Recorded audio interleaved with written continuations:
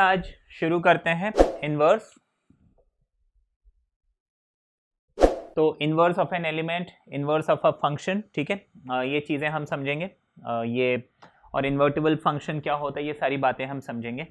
अभी इसकी डेफिनेशन क्या है, इसका कॉन्सेप्ट क्या है, उसको मैं बाद में बताऊंगा, ठीक है। इनवर्स ऑफ अ फंक्शन, उसके लिए क्या कंडीशंस होती हैं वो मैं बाद में बताऊंगा। पहले मैं आपको इनवर्स ऑफ अ एलिमेंट, ठीक है, इनवर्स ऑफ एन एलिमेंट, तो इस टॉपिक से रिलेटेड मैं आपको एक क्वेश्चन बता देता हूं, फिर इसके कॉन्सेप्ट को समझेंगे। अब मान लीजिए आपको बोला है f x is equal to x square, mapping इसकी है f maps q to q sorry f maps q to q, और आपको बोला है find f inverse 9 for example, ठीक है। यहाँ पे ध्यान रखिएगा, ये जो f के पावर में -1 लिखा हुआ है इसको हम f इनवर्स, ठीक है ना, f इनवर्स रीड करते हैं, और इसका मतलब 1/f नहीं होता है, ठीक है। तो ये हो गया। अब इसका इनवर्स हम कैसे निकालेंगे, तो तरीका है, मैं f inverse 9 is equal to x लिखूंगा सबसे पहले। तो ये मैंने अजम्पशन किया, लेट, ठीक है, let f inverse 9 is equal to x। अब क्या करेंगे, देखिए इनवर्स जो एक सिंपल सा रूल फॉलो करता है कि अगर यहाँ पे f इनवर्स यानी f -1 ऐसे लिखा हुआ है, ये जब इस तरफ शिफ्ट होगा तो ये -1 हट जाएगा, ये fx बन जाएगा, मतलब 9 इज इक्वल टू fx बन जाएगा। बात समझ में? ये इनवर्स जब भी दूसरी तरफ शिफ्ट होता है वो x के साथ लग के fx यानी फंक्शन ऑफ x बन जाता है। हमें ऑलरेडी बोला हुआ fx क्या है, x स्क्वायर है, इसका मतलब x square is equal to 9 मिल गया, इसका मतलब x is equal to plus और -3 है ना भाई। x स्क्वायर में स्क्वायर हटाऊंगा तो √9 और साथ में प्लस और माइनस लगेगा, तो f is equal to plus और minus, sorry x equals to plus और -3। तो हम यहाँ पे क्या बोलेंगे, ये जो 9 है इसका इनवर्स, ठीक है, इनवर्स एलिमेंट क्या है, -3 एंड 3 है, ये इसके इनवर्स एलिमेंट हो गए, ठीक है। ये हमने निकालना सीख लिया, ठीक है। अच्छा, इसमें मुझे ये भी देखना है कि Q टू Q है, तो क्या ये दोनों के दोनों रैशनल नंबर है, अब है ना, बिल्कुल ये रैशनल नंबर है, देयरफॉर ये मेरा आंसर करेक्ट हो गया। यहीं पे मान लीजिए मुझे बोला है फाइंड f इनवर्स 9 के बजाय -3, ठीक है, -3, तो हम यहाँ पे क्या करेंगे, इसको -3 लिख लेते हैं, तो यहाँ पे -3 आ जाएगा, ठीक है। तो इसका मतलब x square is equal to -3 आ जाएगा। ऑब्वियसली ये जो है क्या मिलेगा मुझे, कॉम्प्लेक्स नंबर है ना, इमेजिनरी नंबर मिल सकता है, कोई रियल नंबर नहीं मिल सकता, और यहाँ पे Q टू Q मतलब ये रियल नंबर का पार्ट है, देयरफॉर हाँ इसका कोई इनवर्स एलिमेंट एग्जिस्ट नहीं करता है, ठीक है। देयरफॉर f इनवर्स -3 है ना, ये इसका जो इनवर्स एलिमेंट है एग्जिस्ट नहीं करता है, हम ऐसे बोलेंगे। मोरओवर मान लीजिए यहाँ पे -3 के बजाय 3 दिया होता तो मैं यहाँ पे 3 लिखता, मैं यहाँ पे 3 लिखता, मतलब x क्या हो जाता, प्लस और माइनस स्क्वायर रूट ऑफ 3। अब देखिए स्क्वायर रूट ऑफ 3 तो एग्जिस्ट करता है, लेकिन मैपिंग क्या है, Q टू Q, मतलब रैशनल नंबर से रैशनल नंबर, देयरफॉर हाँ, और √3 क्या है, इरैशनल नंबर है कि नहीं। √3 ये कोई परफेक्ट स्क्वायर तो है नहीं, तो ये मुझे 1.732050 ऐसे डिवाइड होता रहेगा, लेकिन हाँ ना तो रिपीट होने वाला है ना खत्म होने वाला है, नॉन टर्मिनेटिंग नॉन रिपीटिंग।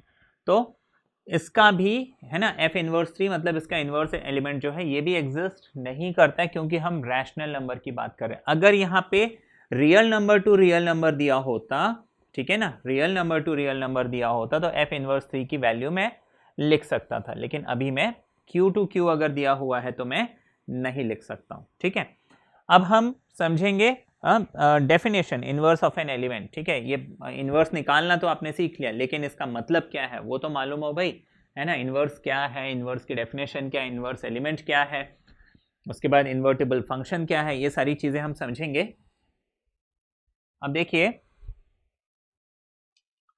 जैसे कि ये सेट A है, हमने शुरू में समझा था, ये सेट B है, और लेट्स से यहाँ पे A B C D E है ना, मुझे कुछ एलिमेंट्स दिए हुए हैं, एंड लेट्स से यहाँ पे 1 2 3 4 5 6 7 ऐसे दिया हुआ है। तो A मैप हो गया लेट्स से 1 के साथ, B मैप हो गया 3 के साथ, C 4 के साथ, D जो है 5 के साथ, E भी जो है मान लीजिए 5 के साथ।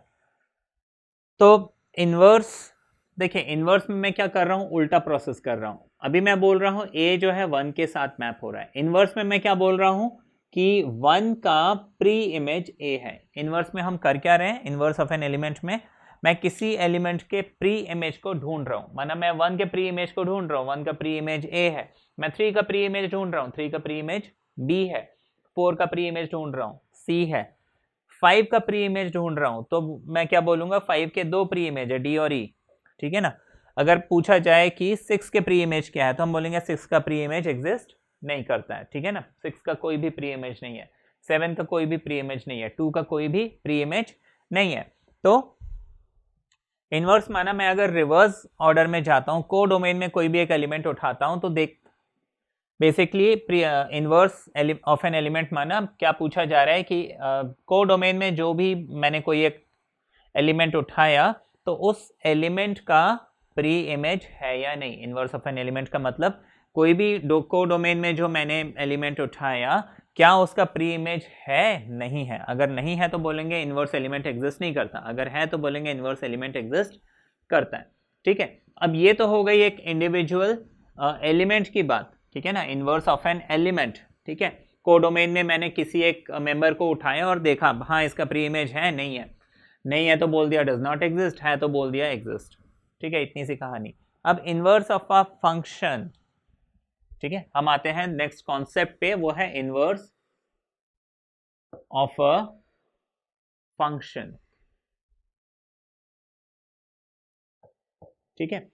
तो जैसे हमने देखा कि इनवर्स ऑफ एन एलिमेंट में हम क्या कर रहे थे, उल्टे डायरेक्शन में चल रहे थे, माना जनरली हम क्या करते हैं डोमेन से को डोमेन की तरफ जाते हैं, लेकिन इनवर्स में हम क्या कर रहे हैं को डोमेन से वापस डोमेन की तरफ आ रहे हैं। अब देखिए इनवर्स ऑफ अ फंक्शन समझने के लिए एक बार फिर से हम इस फंक्शन के डेफिनेशन को रिवाइज करते हैं।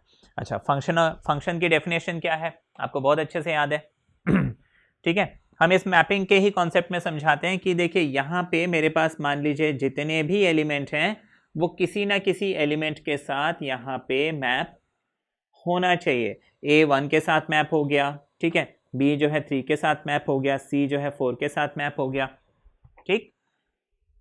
फंक्शन की डेफिनेशन में हमने जो बातें बताई वो ये कि एक एलिमेंट एक के साथ ही मैप होगा, एवरी, है ना, क्या बोलते थे, every element has an unique image, every element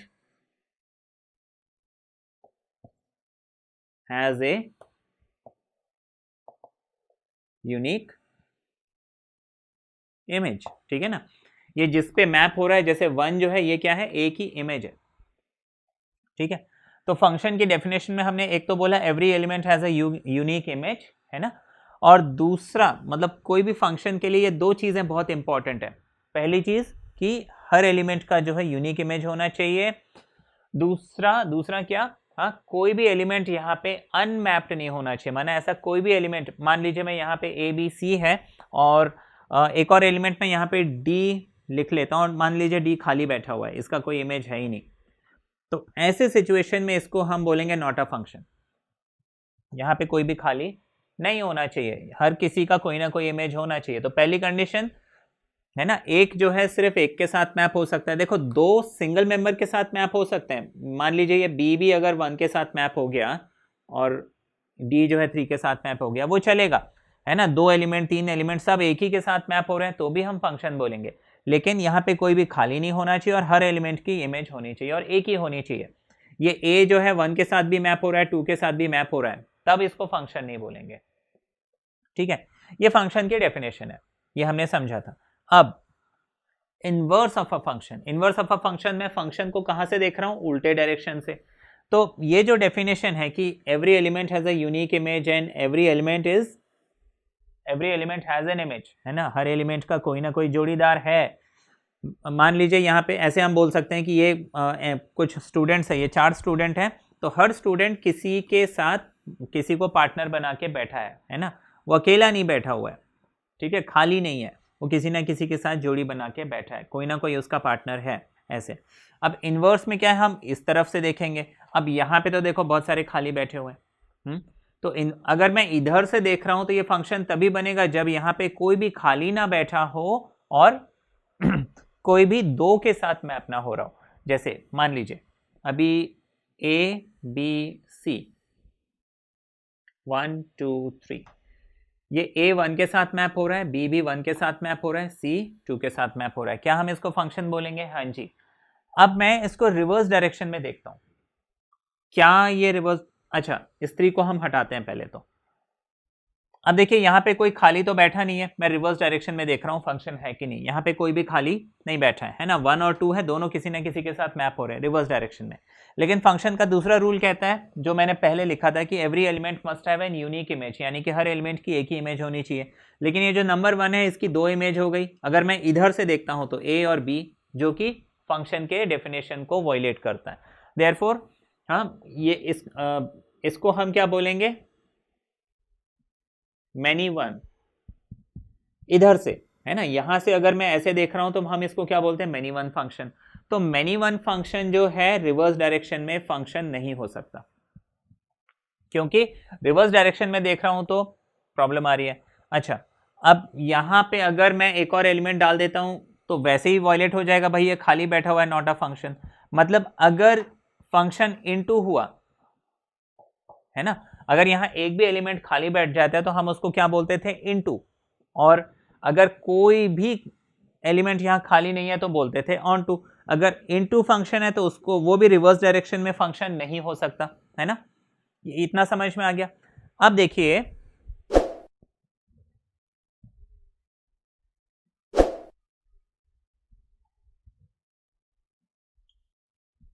तो इससे मुझे ये पता चला कि कोई भी फंक्शन अगर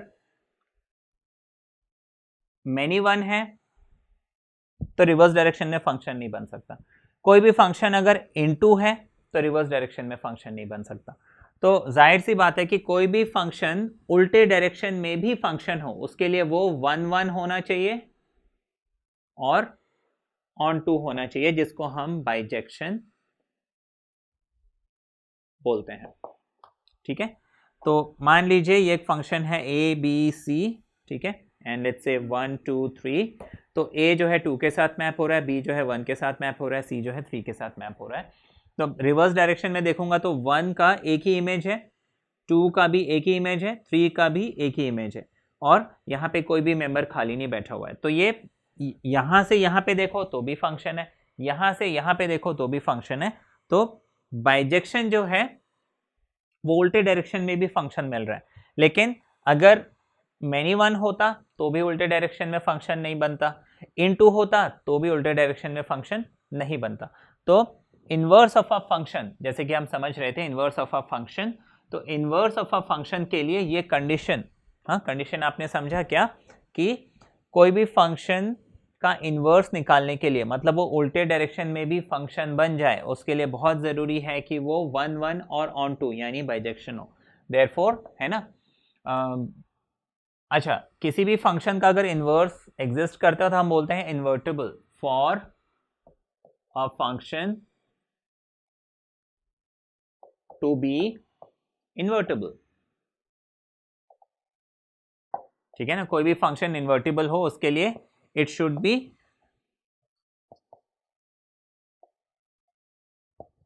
बाइजेक्शन।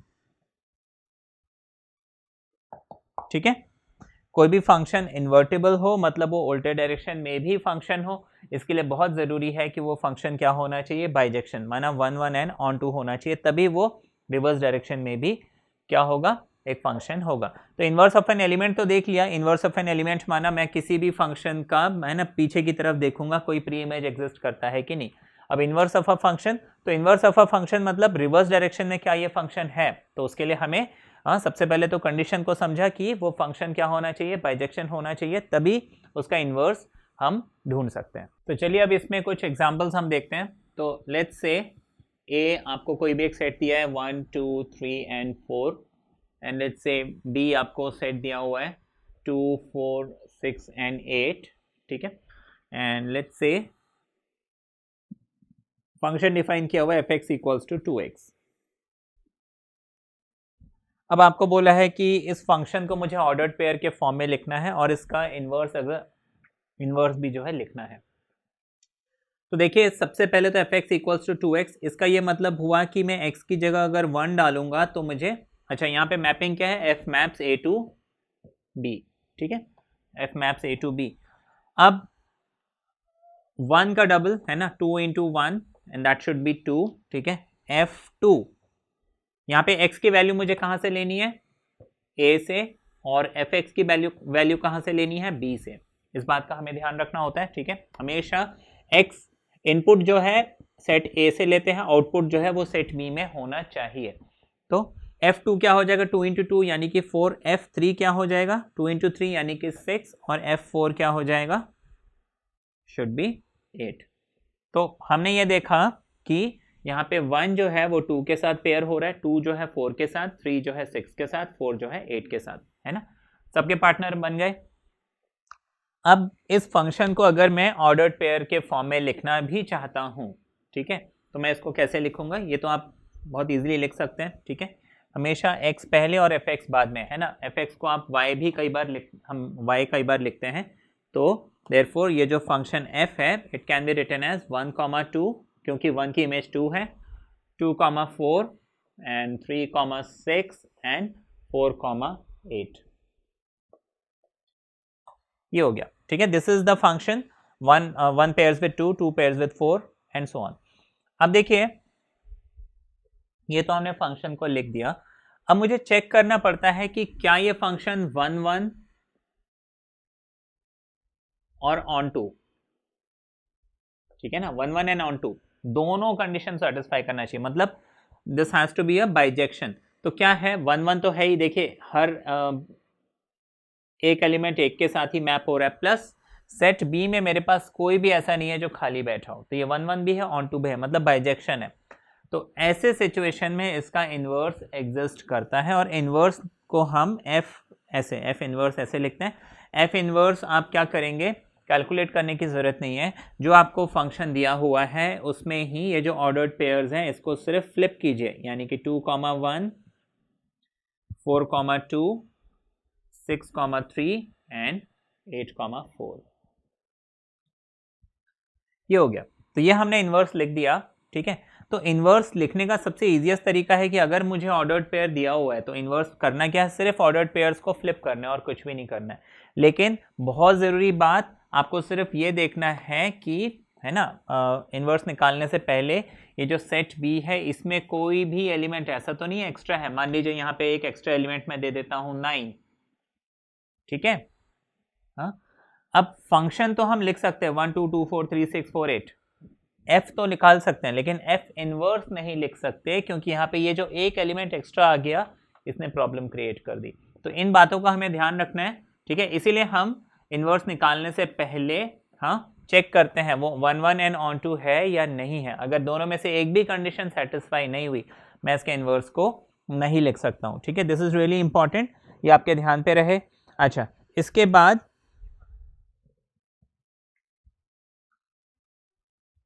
जैसे मैं एक और एग्जांपल ले लेता हूं, मान लीजिए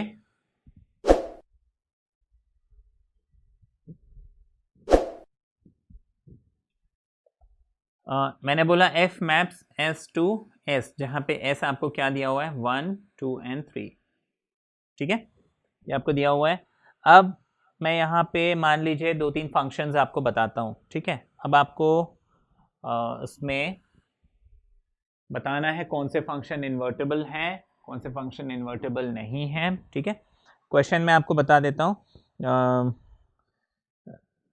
अगर ये आपको फंक्शन दिया हुआ है determine whether f inverse exist और नॉट, ठीक है। आपको पहला केस दिया हुआ है f is equal to let's say 1, 1, 2, 2 and let's से 3, 3, ठीक है। ये आपको दिया हुआ है, आपको यहाँ पे बताना है कि क्या ये फंक्शन इन्वर्टेबल है, और अगर है तो इसका इन्वर्स क्या है। तो देखिए यहाँ पे सीधी सी बात है, f maps s to s, मतलब 1, 2, 3 को 1, 2, 3 के साथ, मतलब 1, 2, 3 एंड 1, 2, 3 ही इसका डोमेन भी होगा, को डोमेन भी होगा। 1, 1 के साथ मैप हो रहा है, 2, 2 के साथ, 3, 3 के साथ, मतलब 1, 1 भी है, ऑन टू भी है, 1, 1 भी है, ऑन टू भी है। देयरफॉर हाँ इसका इन्वर्स एग्जिस्ट करता है, और एफ इन्वर्स क्या हो जाएगा, हम जैसे कि मैंने आपको बताया था ऑर्डर फ्लिप करेंगे। अब देखिए ऑर्डर फ्लिप करने से कोई फर्क नहीं पड़ने वाला है ना, ये 1 1 1 1 ही रहेगा, 2 2 2 2 ही रहेगा, 3 3 3 3 ही रहेगा, तो वापस आपको यही मिल जाएगा, ठीक है ना। अच्छा यहीं पे मान लीजिए आपको एक दूसरा क्वेश्चन दिया है, f is equal to let's say 1 1 2 1 and let's से 3 2, ठीक है, 1 1 2 1 एंड 3 2। अब आपको बताना है कि whether this function is invertible, और अगर इन्वर्टेबल है इसका इन्वर्स निकालना। अब देखिए कई लोग क्या करते हैं कि इन्वर्स निकालने के लिए ना जैसे कि ब्लाइंडली ऑर्डर बस फ्लिप कर देते हैं, ठीक है, हाँ वो तरीका तो है, देखिए शॉर्टकट तरीका है इन्वर्स निकालने का, लेकिन इसका इन्वर्स बताने से पहले, माना इसका ऑर्डर फ्लिप करने से पहले मुझे चेक करना है कि क्या एवरी एलिमेंट है ना 1 1 और ऑन 2 है। देखिए 1 जो है 1 के साथ मैप हो रहा है, 2 भी जो है 1 के साथ मैप हो रहा है, 3 जो है 2 के साथ मैप हो रहा है, ये 3 यहाँ पे खाली बैठा हुआ है, ठीक है। मोरोवर ये 1 जो है ना 1 भी 1 के साथ और 2 भी 1 के साथ मैप हो रहा है, मतलब ना तो ये 1 1 है ना तो ये ऑन 2 है, मतलब it is not a bijection.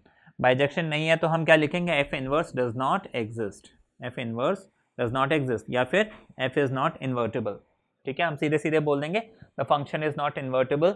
मान लीजिए एक और सिचुएशन दिया है, एफ इज इक्वल टू 1 3 लेट्स से 2 2 एंड लेट्स से 3 1। आपको बताना है whether this function is invertible, और अगर इन्वर्टेबल है तो इसका इन्वर्स को भी बताना है। तो हम है ना सिंपल सी चीज देखेंगे, 1 किसके साथ मैप हो रहा है, 1 3 के साथ, 2 किसके साथ मैप हो रहा है, 2 के साथ, 3 किसके साथ मैप हो रहा है, 1 के साथ। Every element has a unique image, देखिए हर यूनिक इमेज तो है लेकिन हर एलिमेंट एक के साथ ही मैप हो रहा है, और दूसरा जैसे 2 और 2 बस, 1 और 3 बस, 3 और 1 बस, ठीक है ना।